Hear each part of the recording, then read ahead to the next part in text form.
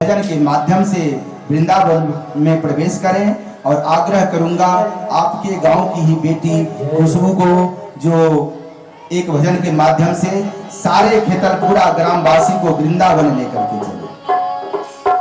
एक बार प्रेम से बोले वृंदावन बिहारी लाल की।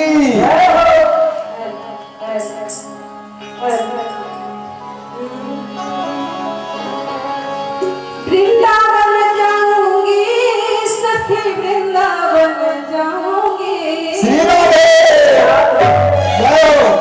वृंदावन जाऊंगी सखी, ना लौट के आऊंगी। मेरे उठे मेरे उठे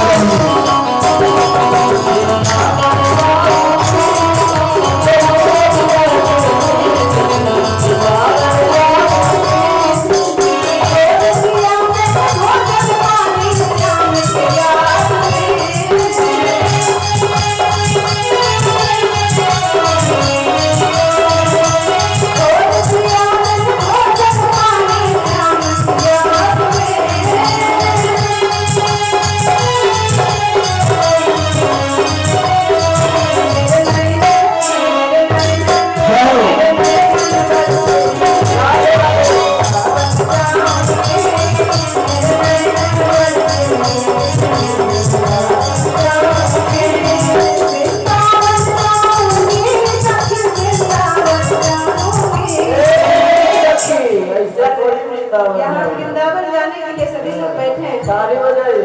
किनको एक बार वृंदावन जाना।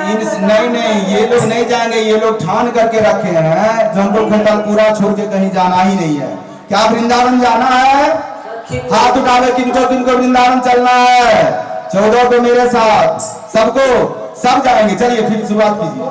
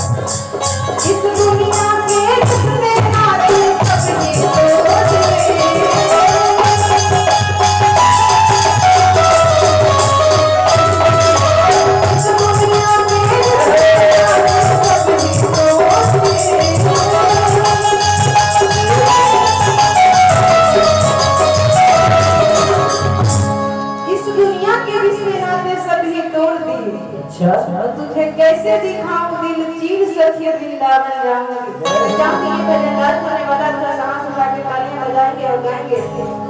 इस दुनिया के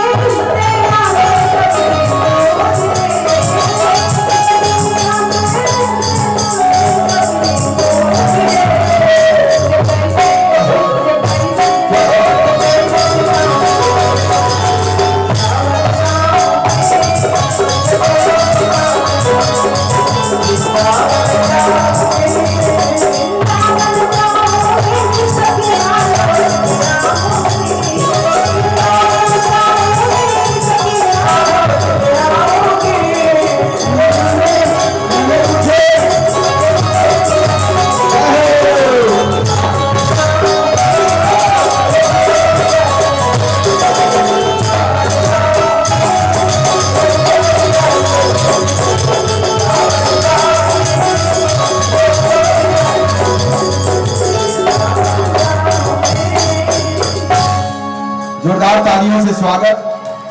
बहुत अच्छा आग्रह करूंगा, जो भी वृंदावन नहीं गए हैं एक बार अपनी जिंदगी में वृंदावन जरूर जाए। अगर एक बार वृंदावन गए तो नशा चढ़ जाएगा, क्योंकि वृंदावन चीज ही ऐसी है। वहां अभी भी अच्छा, वृंदावन कौन कौन गए हैं? गए हैं निधिवन गए हैं भैया? निधिवन नहीं। अब सुन लीजिए, वृंदावन जाए तो बांके बिहारी सब तो पॉपुलर, सब लोग जाते ही हैं, बांके बिहारी गए होंगे। दो जगह जरूर जाए, निधिवन, रमन रेती। निधिवन की कहानी ऐसी है जो अभी भी वहां पे महारास होती है। निधिवन जो है सो वहां जितने भी पेड़ पौधे हैं ज्यादा विशाल ने, सब आपस में इसे लिपटे हुए हैं। और अभी भी वहां का जो रंग महल है, रात में संध्या होने से पहले वहां अभी भी सेज सजाया जाता है। ये सच्ची है, सेज सजाया जाता है। दो वस्त्र वहां पे रखा जाता है उस पलंग पे, एक राधा रानी के लिए, एक कन्हैया के लिए। और श्रृंगार का सामान रखा जाता है, 2 बाल्टी पानी भर के रखा जाता है, 2 दातुन, 2 पान, प्रसाद सब रखा जाता है। और संध्या सूर्यास्त से पहले उस मंदिर में ताला लगा दिया जाता है। सूर्यास्त के बाद उस निधि वन में कोई नहीं जाता। और मध्य रात्रि के बाद उन निधि वन का जो दीवार है उसके बगल में जिसका मकान है वो भी सूर्यास्त से पहले अपना खिड़की बंद कर लेता है। और उन लोगों को भी मध्य रात्रि के बाद छन छन छन छन पायल और घुंघरू की आवाज सुनाई देती है। मतलब अभी जितने भी वो पेड़ पौधे हैं सब गोपियां हैं, और राधा और कृष्ण सारे गोपियों के साथ वहां अभी भी नित्य प्रतिदिन महारास करते हैं। और जब सुबह पुजारी उस मंदिर को खोलते हैं तो जैसे हम आप बिछावन पे सोते हैं, सुबह उठते हैं तो फर्श पे बिछावन पे सिलवट्टा पड़ा हुआ रहता है, मुड़ा हुआ रहता है ना, उसी तरह से वो पलंग पे जो बिछावन बिछाया रहता है ऊपर से चादर पे सिलवट्टा पड़ा हुआ रहता है। और कपड़ा जो दो, एक कन्हैया के लिए, एक राधा रानी के लिए, दोनों कपड़ा गायब रहता है। कल जो पुजारी कपड़ा छोड़े थे, जो राधा रानी या कन्हैया पहन के गए थे, जैसे हम आप अभी स्नान करेंगे तो ये कपड़ा छोड़ देंगे ना, दूसरा पहनेंगे, तो कल का पहना हुआ कपड़ा उस पलंग पे रखा रहता है। दातुन किया हुआ रहता है, दोनों बाल्टी का पानी खत्म रहता है। राधा रानी के लिए जो श्रृंगार रखा जाता है वो श्रृंगार का सामान खत्म रहता है, पान चबा करके फेंका हुआ रहता है। अभी भी वैसा होता है। तो जो कभी वृंदावन जाए तो निधि वन जरूर घूमने के लिए जाए। और रमन रेती में ऐसी अवधारणा है, जो बड़े से बड़े सेठ साहूकार जो एसी घर में रहते होंगे तो एसी गाड़ी में चढ़ के ही एसी ऑफिस में जाते होंगे, ऐसे सेठ साहूकार भी वहां के बालू के रेत पे लौटते हैं। लौटने के बाद एक सरोवर है, वहां सब स्नान करते हैं। उसकी अवधारणा यह है कि जब सारे ग्वालों का गाय ब्रह्मा जी चोरी करके ले गए थे और ग्वाल वालों को, तो भगवान योग माया के प्रभाव से सारे गोपी और गाय को बना दिए थे और अपने भी। तो गाय का रूप धारण करके सारे ब्रजभूमि को, सारे वृंदावन भूमि को अपनी जिह्वा से चाहते हैं हमारे प्रभु, चरने के लिए, घास चरने के लिए। तो ऐसी अवधारणा है जो वहां रमण रेती में भगवान चढ़ते थे। सुने है ना आप लोग, ब्रह्मा जी जो गाय चोरी कर लिए थे सो। तो इसीलिए वहां के हर कण कण में, मिट्टी के हर कण कण में प्रभु बसे हुए हैं हमारे लल्ला। इसीलिए लोग वहां पे जाकर के जमीन पे लौटते हैं। जब पूरा शरीर गंदा हो जाता है तब जाकर के सरोवर में स्नान करते हैं। तो वृंदावन ऐसी ही पावन भूमि है। एक बार जरूर जाए, ज्यादा खर्चा नहीं। हम लोग तो साल में हर साल जाते हैं। जैसे 13 को मैं आपके यहाँ से जाऊंगा, 14 को हमारी टिकट है सारे परिवार की। फिर उधर से 4 दिन के बाद फिर रिटर्न हम लोग होंगे। एक बार वृंदावन जरूर जाए, बहुत आनंद आएगा। देखिए बाबा, जिंदगी में कमाना खटाना ही तो है ही। कहा भी गया है जो आप जो संपत्ति अर्जन करते हैं उसका दशांश, 10वां हिस्सा, अगर आप पर महीना 100 रुपया कमाते हैं तो 100 का 10वां हिस्सा 10 रुपया आप 10 रुपये का धन धर्म में, दान में आप खर्चा करें, तभी वह धन सही ढंग से संचित रह पाता है। लोग कहते हैं जो तीर्थ वर्त से क्या होगा, मैं तो कहता हूं अभी माता जगदम्बा का आज भट्ट खुला है, आप इस प्रांगण में बैठ करके ध्यान करें, एक घर में बैठ करके ध्यान करें, दोनों के सकारात्मक ऊर्जा में आपको अंतर नजर आ जाएगा। ऐसी पावन भूमि है वृंदावन, बरसाना, जहां हमारी लाडली सरकार राधा रानी अवतरित हुई थी, उन्हीं का घर है नहिरा। देखिए फिर वहां का, देखिए जब है, मैं बता देता हूं क्योंकि प्रथम बार हमें भी पता नहीं था। अगर जाए तो इस जगह जाए आप लोग जरूर। बरसाना जाएंगे तो बरसाना का वृंदावन में 3 परिक्रमा है। वृंदावन परिक्रमा 15 किलोमीटर, गोवर्धन परिक्रमा 21 किलोमीटर और बरसाना की परिक्रमा शायद 25 या 23 किलोमीटर है। तो हम लोगों ने सब किया। तो बरसाना की परिक्रमा जब करते हैं लोग, तो वहां की जो ग्वालिन है, यादव वंश के जो बरसाना में है, तो उसके यहाँ से लोग रोटी मांग के खाते हैं। पहला बार हमें भी पता नहीं था। तो रोटी क्यों मांग के खाते हैं, ऐसी अवधारणा है जो हमारे लल्ला जब गाय चराने के लिए जाते थे तो सारे गोपियों के घर से छीन के चोरी करके मांग के खाते थे। हम लोग भी गए तो एक ग्वालिन गोईठा ठोक रही थी, तो बोले मैया रोटी चाहिए, खाना। बोली हाँ।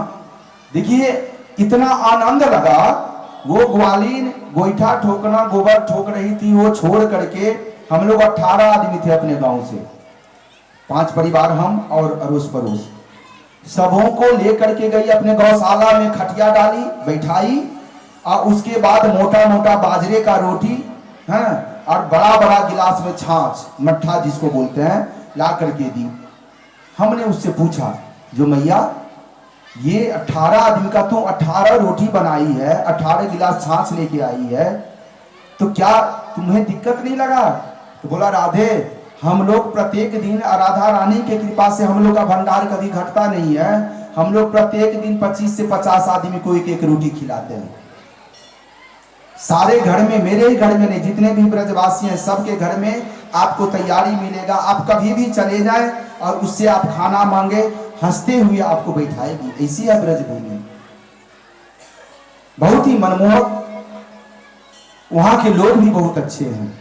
एक रिक्शा चलाने वाला भी घंटी देगा तो बोला राधे राधे साइड, राधे राधे साइड। बहुत पवित्र जगह है, एक बार आप लोग जरूर जाएं। तो इधर सारे ब्रजवासी वृंदावन में गए। बच्चों को, ग्वाल बालों को वृंदावन बहुत भाया, बहुत अच्छा लगा। वहां सब निवास करने लगे। वृंदावन में रहते हुए हमारे लल्ला बत्सासुर नाम के राक्षस का वध किया। उसके बाद बकासुर का, अघासुर का, देखिए बहुतों सारे राक्षसों का वध किए। अगर सारे राक्षसों के वध की कहानी मैं कहने लगूं तो ये 9 दिन में कथा संपन्न नहीं होगी। और कल कथा भी कम करनी है, पता है आप लोगों को? कल कथा कम होगी, पता है क्यों?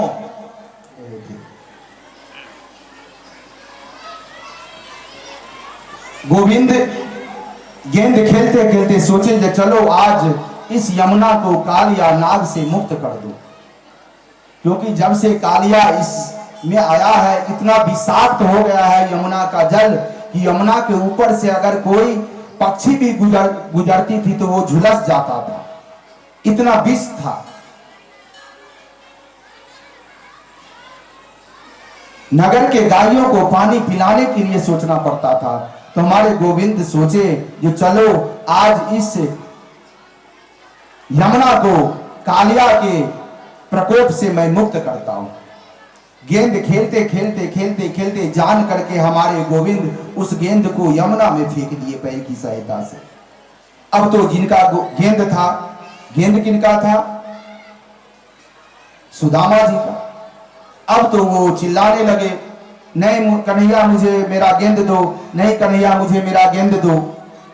वो बोले अरे मैं दूसरी गेंद ला देता हूं, नहीं मुझे तो मेरा वही गेंद चाहिए। बच्चे जिद करते हैं ना, उसी तरह से श्री दामा जी जिद करने लगे। कन्हैया हमारे उसी यमुना में गेंद निकालने के लिए छलांग मार दी।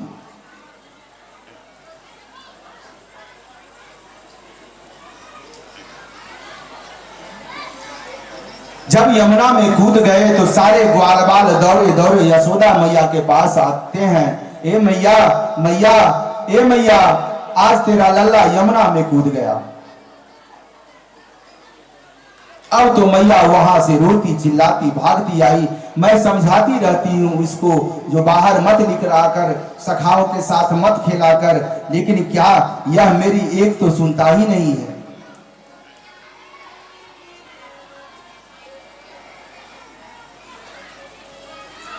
और उसमें यमुना में एक जगह था काली दह, जिसमें वह नाग रहता था। उसमें गोविंद पहुंच गए और वहां जाकर के पैर की सहायता से मार करके कालिया नाग को जगाते हैं। नाग सोया हुआ था। कालिया नाग फुफकार करता हुआ, 7 फन वाला नाग फुफकार मारता हुआ जगा और कन्हैया पे प्रहार करने लगा। हमारे गोविंद को अपने पूंछों की सहायता से रस्सी की तरह जोर से जकड़ लिया।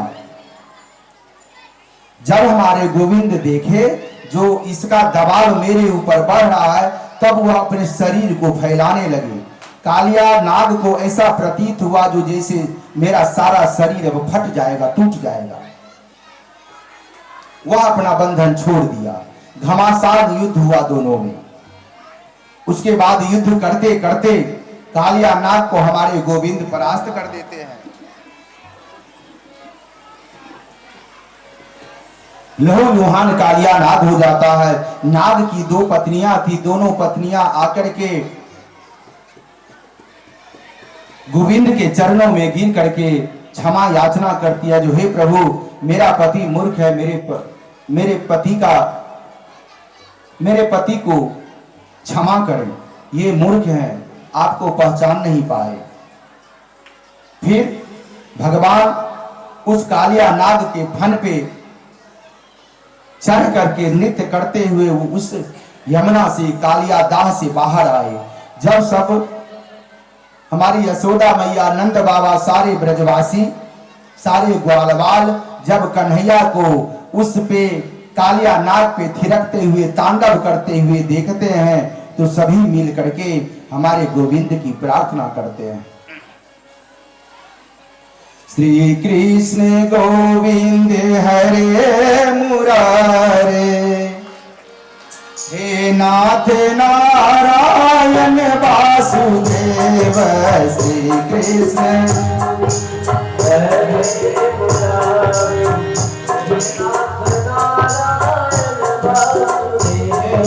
श्री कृष्ण गोविंद हरे मुरारे, हे नाथ नारायण वासुदेव।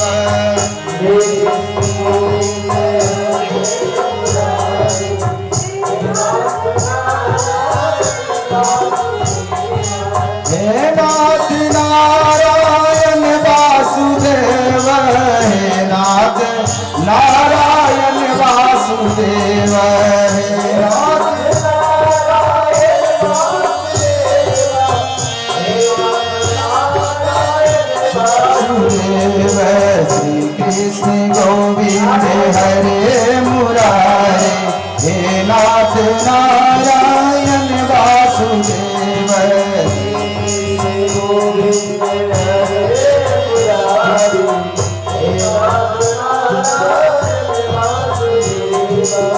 पितु मातु स्वामी सखा हमारे, हे नाथ नारायण वासुदेव।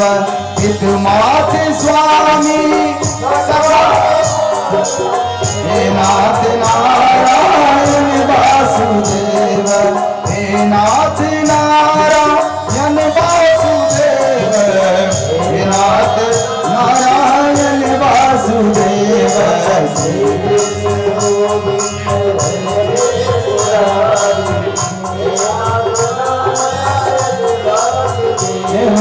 श्री कृष्ण गोविंद हरे मुरारे, हे नाथ नारायण वासुदेव।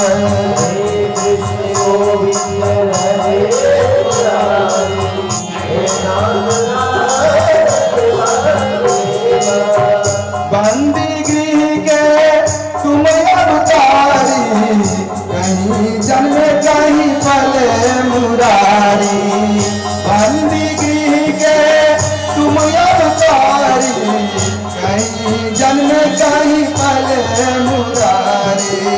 किसी के जाए किसी के कहाए, किसी के जाए किसी के कहाए, है अद्भुत है बात तुम्हारी, है अद्भुत बात तिहारी।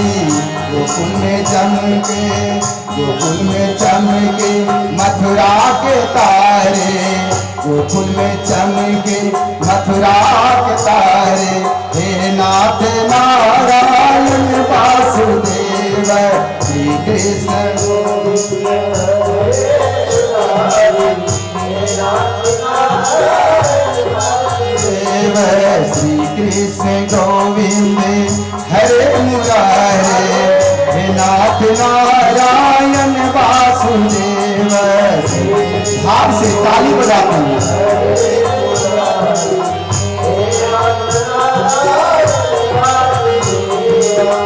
अधर पे बंसी हृदय में राधे, अधर पे बंसी हृदय में राधे।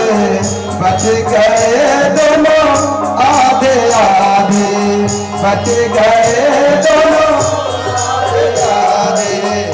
हे राधा नागर हे भक्त वत्सल, हे राधा नागर हे भक्त वत्सल। सदैव भक्तों के काम साधे, सदैव भक्तों के काम साधे। वही गए वही गए जहाँ पुकारे, हे नाथ नारायण वासुदेव। गोविंद हरे मुरारी, हे श्री कृष्ण गोविंद हरे मुरारी, हे नाथ नारायण वासुदेव। गोविंद हरे मुरारी, हे नाथ नारायण वासुदेव। गीता में उपदेश सुनाया, धर्म युद्ध तो धर्म बताया। गीता में उपदेश सुनाया, धर्म युद्ध तो धर्म बताया। कर मत रखल की इच्छा, कर्म तू कर मत रखल की इच्छा। यह संदेश तुम्ही से पाया, यह संदेश तुम्ही से पाया। अमर है गीता के बोल सारे, अमर है गीता के बोल सारे। हे नाथ नारायण वासुदेव,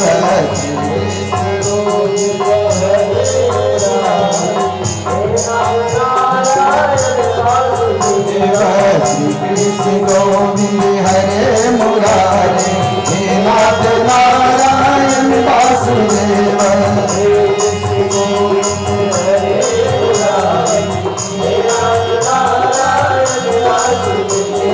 हे नाथ नारायण वासुदेव, हे नाथ नारायण वासुदेव।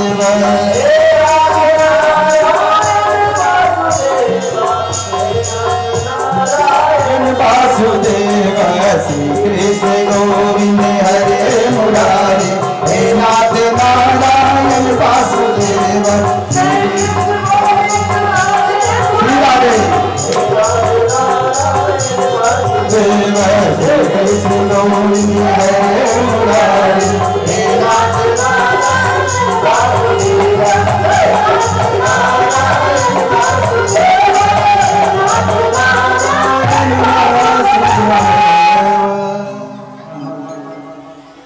यमुना से बाहर आते हैं, उनको सही सलामत देख करके सब आनंदित होते हैं। भगवान कालिया नाग को कहते हैं जो तुम यमुना छोड़ करके चले जाओ। कालिया बोलता जो हे प्रभु मैं कहां जाऊं, मुझे गरुड़ से भय है, अगर मैं कालदह से निकल करके बाहर जाऊंगा तो गरुड़ मुझे खा जाएगा। भगवान कहते हैं जाओ, मेरे चरण के निशान कितना 130, ये सब गांव से आया, गांव से आया, सब गांव से आया है। वाह बहुत अच्छी बात, एक दूसरे के लिए जोरदार तालियों से स्वागत।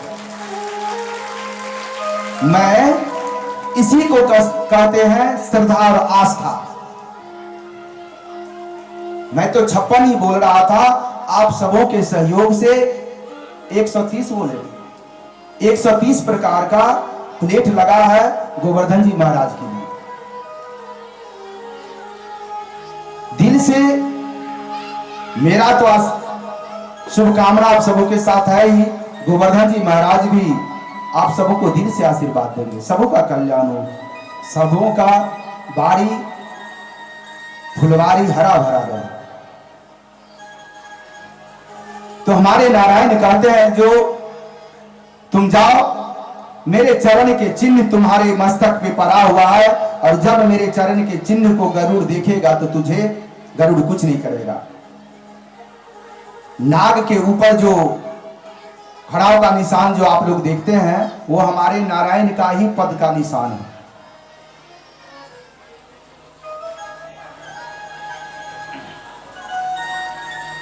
उसके बाद जब हमारे प्रभु द्वारा कालिया नाग को आश्वासन दिया गया तो कालिया नाग रमणक द्वीप पे जाकर के निवास करने लगा अपने पत्नियों और बच्चों के सहित।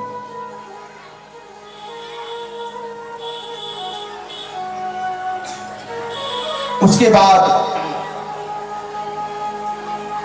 शरद ऋतु आई, आकाश पूरे साफ थे, आकाश में बादल घिरा हुआ नहीं था, चारों तरफ बिल्कुल साफ, कहीं भी मेघ के नामो निशान नहीं थे। लेकिन फिर भी पहले के दादा परदादा के समय के जो लोग रहते थे ऐसा सुनते थे पिता से दादा से, जो पहले के लोगों के पास घड़ी नहीं रहती थी, शायद सूर्य का दिशा देख करके आकलन कर लेते थे जो कितना समय हुआ। क्या बाबा होता था ना, क्योंकि दादाजी लोग कहानी कहते थे, और मौसम का भी अनुमान कर लेते थे, और किसान लोग कंधे पे हल लेकर के खेत की ओर चल देते थे और धान का बीज उखाड़ने के लिए चल जाते थे, जो कि बारिश होगी ही होगी, ऐसा अनुमान था लोगों का। क्या बाबा आप लोग तो देखे भी होंगे, हम लोग सुने हैं। उसी तरह से अनुमान लगा करके सारे किसान अपने खेतों पे अपने कंधों पे हल लेकर के बैल लेकर के चल गए खेत की ओर खेती करने के लिए। हमारे गोविंद गाय चराने के लिए चले गए, गाय चराते हुए बंसी बजा रहे हैं और सारी गोपियां उन्हें चारों तरफ से घेरे हुए हैं।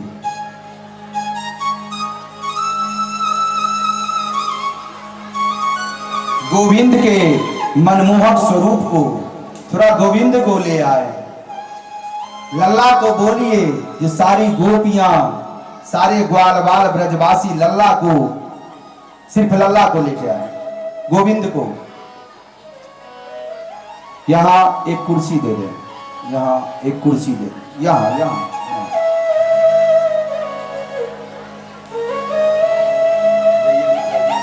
जय श्री राधे राधे राधे राधे।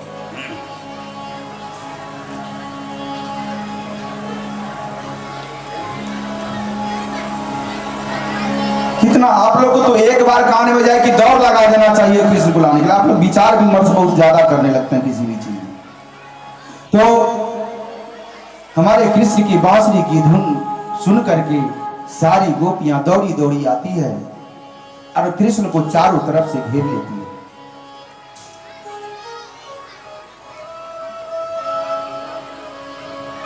हर एक सखियां एक दूसरे से कहने लगती है, अरे सखी आहा ये कन्हैया बांसुरी कितना बजाता है, मानो ऐसा प्रतीत होता है जो हृदय के सारे तारों को झकझोर दिया। देखो तो जब अपने अधर से बांसुरी को सटाता है तो इसका मुखमंडल पे कितने निखार आ जाते हैं। आहा कितनी मनमोहक छवि है गोविंद की।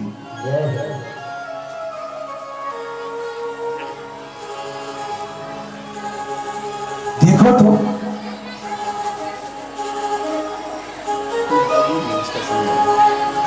देखो तो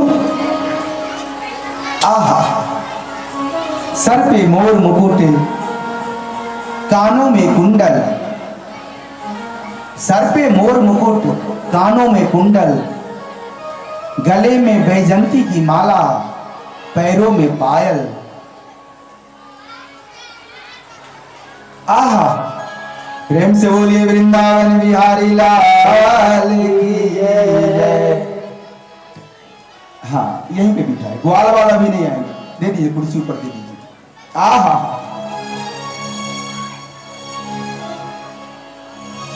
बोलिए श्री के बिहारी लाल की। सारी गोपियां कहती है, अरे सखी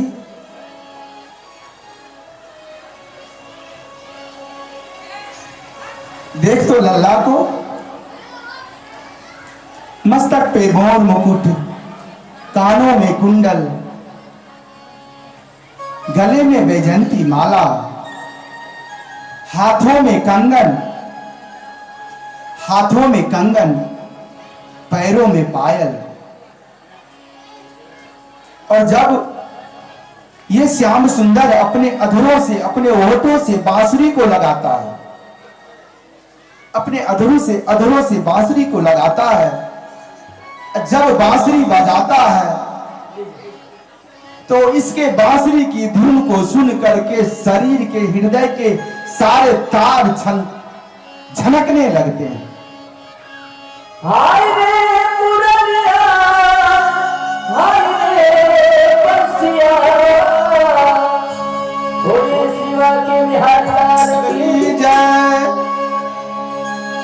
अरे हाय रे मुरलिया, हाय रे बंसिया, जब बंसुरिया बजावे ताली के साथ गोविंद के दर्शन में जय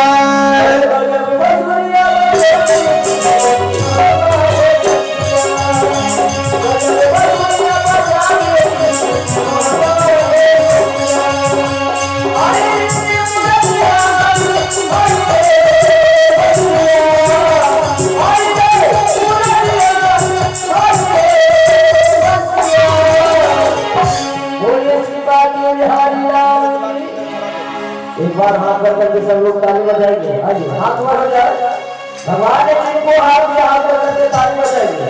अरे बजा बजा दुनिया बजा के कृष्ण को हमारे भैया चला के हम चलवा